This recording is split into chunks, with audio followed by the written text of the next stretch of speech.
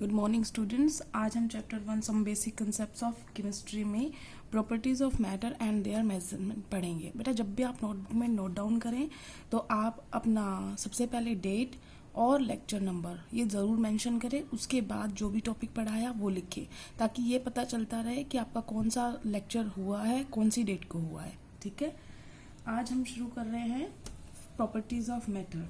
तो सबसे पहले बात तो कि प्रॉपर्टीज़ क्या होती हैं।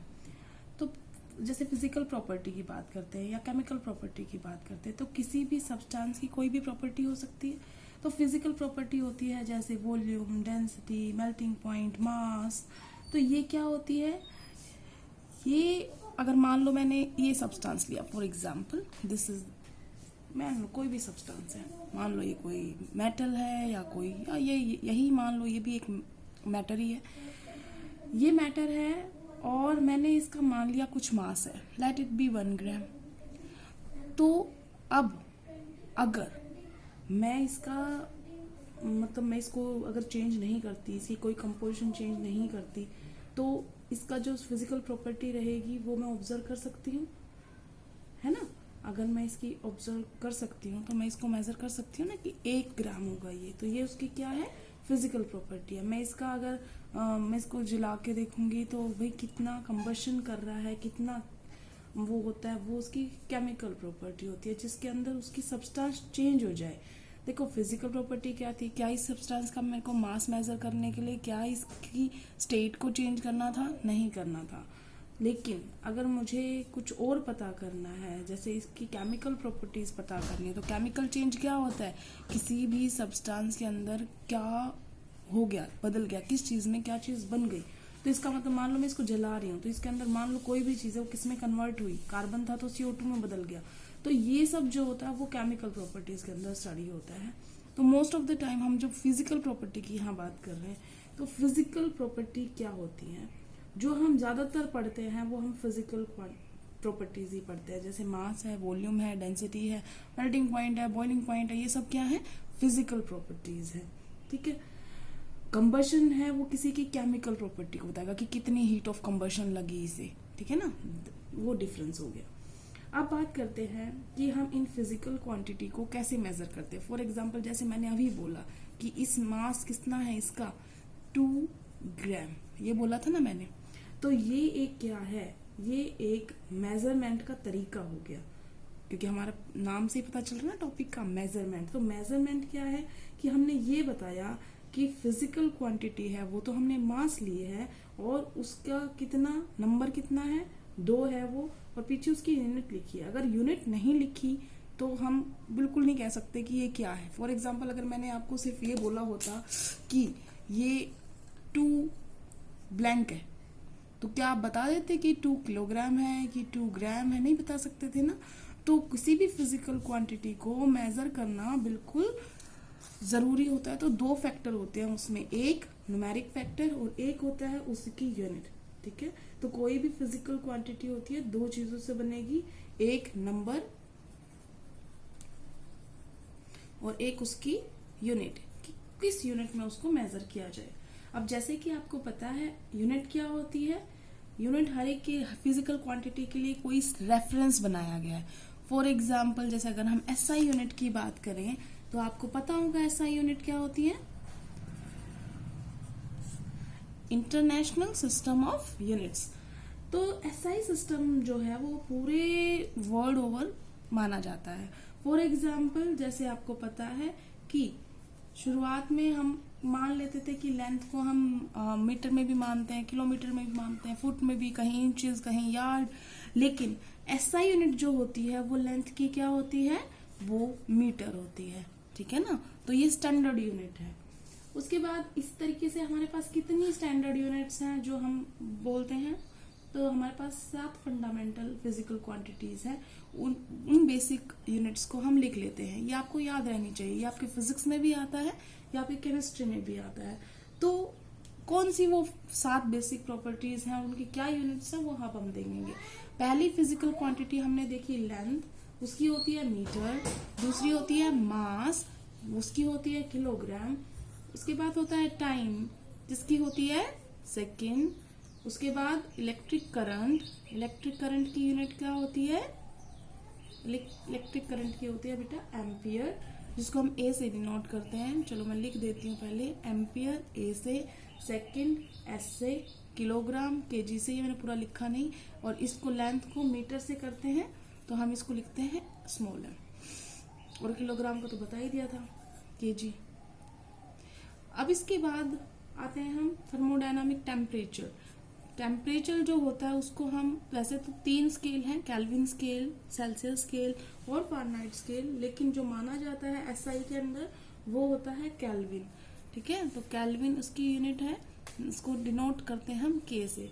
उसके बाद देखो हमारी 1 हो चुकी, 2 3 4 5 6 और ये 7। 6 होता है हमारा अमाउंट ऑफ द सब्सटेंस।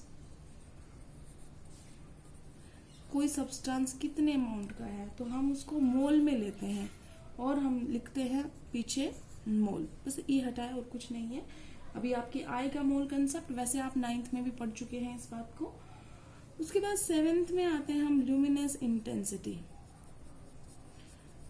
ये हमारी लास्ट फंडामेंटल यूनिट है। ल्यूमिनस इंटेंसिटी मतलब जो कोई लाइट होती है उसकी कितनी इंटेंसिटी है उसको मेजर करने का यूनिट होता है कैंडेला, और उसको हम सी डी से डिनोट करते हैं, स्मॉल सी स्मॉल डी। ये सब स्मॉल में है बेटा, ये भी स्मॉल ही है। तो स्मॉल एम मीटर के लिए, केजी मास के लिए, सेकेंड एस टाइम के लिए, एम्पियर ये दोनों कैप्स में है। ठीक है, कैपिटल लेटर्स में एम्पियर, और ये केल्विन, ये होता है मोल और ये होता है कैंडेला। ठीक है, आज आपने 7 बेसिक यूनिट्स पढ़ ली हैं। ठीक है, अब हम टेम्परेचर के स्केल की बात करते हैं। टेम्परेचर का स्केल, जैसे मैंने अभी थोड़ी देर पहले बताया था, एसआई यूनिट तो हमने पढ़ ली थी, तब मैंने बोला था कि 3 स्केल होते हैं टेम्परेचर के। एसआई तो क्या कह रहा है कि कौन सा स्केल है? Kelvin scale. वैसे मैंने पहले क्या बोला था? सेल्सियस स्केल, और एक मैंने क्या बोला था? Fahrenheit scale. जो डॉक्टर आपका बुखार चेक करते हैं जिस थर्मामीटर में, तब आपको बोलते हैं ना कि आज 100 डिग्री बुखार हो गया, 101 डिग्री बुखार हो गया, वो कौन से स्केल की बात कर रहे हैं? फारेनहाइट की। जब मौसम विभाग जानकारी देता है और बताता है कि आज 25 डिग्री सेल्सियस तापमान रहा, न्यूनतम 15 डिग्री रहा, तो वो कौन सी की बात कर रहा है? सेल्सियस की। और ये वाला कौन सा होता है? केल्विन। अब हम तीनों को स्टडी करेंगे कि तीनों में क्या फर्क है। फॉर एग्जाम्पल, हमें कोई कहता है कि 25 डिग्री सेल्सियस है तापमान, तो उसे केल्विन में बदलो। तो सिंपल सा फॉर्मूला होता है, केल्विन जो होता है सेल्सियस से 273 ज्यादा होता है। वैसे तो बेटा एग्जैक्ट होता है 273.15, बट 15 हम कभी लिखते नहीं है। ठीक है, तो अब अगर मैं इसको केल्विन में चेंज करूंगी तो ये कितना है? 25 प्लस में 273, तो ये कितना आ जाएगा हमारा? 298 केल्विन। अब इसी टेम्परेचर को अगर मुझे फारेनहाइट में चेंज करना हो तो फॉर्मूला क्या होता है? टेम्परेचर फारेनहाइट का चेंज करने के लिए 9/5 इंटू में टेम्परेचर जो सेल्सियस में है प्लस में 32। फारेनहाइट में जो टेम्परेचर निकालने के लिए हम करेंगे, जो हमें टेम्परेचर सेल्सियस में दे रखा है, प्लस में 32।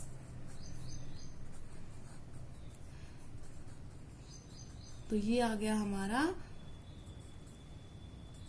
77 डिग्री फारेनहाइट, ये आ गया हमारा 25 डिग्री सेल्सियस, और ये 25 पे कितना होता है? 298 केल्विन। तो हमने तीनों मेजर कर लिए हैं। तो टेम्परेचर की ये स्केल्स होती हैं। आई थिंक ये आपको समझ में आ गया होगा। तो आपको आज बेसिक यूनिट्स करवा दी हैं और टेम्परेचर की मेजरमेंट करवा दी है। बेसिक यूनिट्स के बाद डिराइव्ड यूनिट्स भी आती हैं। डिराइव्ड का मतलब होता है बेटा, डिराइव्ड नाम से ही पता चल रहा है, डिराइव्ड मतलब वो डिराइव की गई हैं किसी की मदद से। इनको किसी की मदद नहीं जरूरत है, इनका खुद का स्टैंड है, इसीलिए इनको बेसिक बोलते हैं, फंडामेंटल बोलते हैं। यही है सबका बेस। डिराइव्ड जो होती है इन बेसिक का सहारा लेके बनाई जाती है। फॉर एग्जाम्पल, जैसे आपको वॉल्यूम की यूनिट चाहिए, तो वॉल्यूम क्या होता है? Length into height into breadth. ठीक है ना, तो लेंथ की यूनिट मीटर, हाइट की यूनिट मीटर, और ब्रेड्थ मीटर, तो कितना हो गया ये मीटर की क्यूब। ठीक है, आ गया। उसके बाद दूसरा, मान लो कोई आपको कहे डेंसिटी। डेंसिटी क्या होता है, मास अपॉन में वॉल्यूम। तो मास की आपको पता है कितनी होती है, केजी। वॉल्यूम की अभी निकाली, मीटर क्यूब। तो आपकी इसका मतलब यूनिट क्या आ गई, केजी पर मीटर क्यूब। ठीक है, तो इस तरीके से हम निकाल सकते हैं। तो फॉर एग्जाम्पल आपकी कोई बोले स्पीड की निकालो, तो स्पीड क्या हो जाता है, डिस्टेंस ओवर टाइम। तो डिस्टेंस की यूनिट क्या होती है, मीटर। टाइम की क्या होती है, सेकंड। तो आपकी यूनिट क्या आ गई, मीटर पर सेकंड।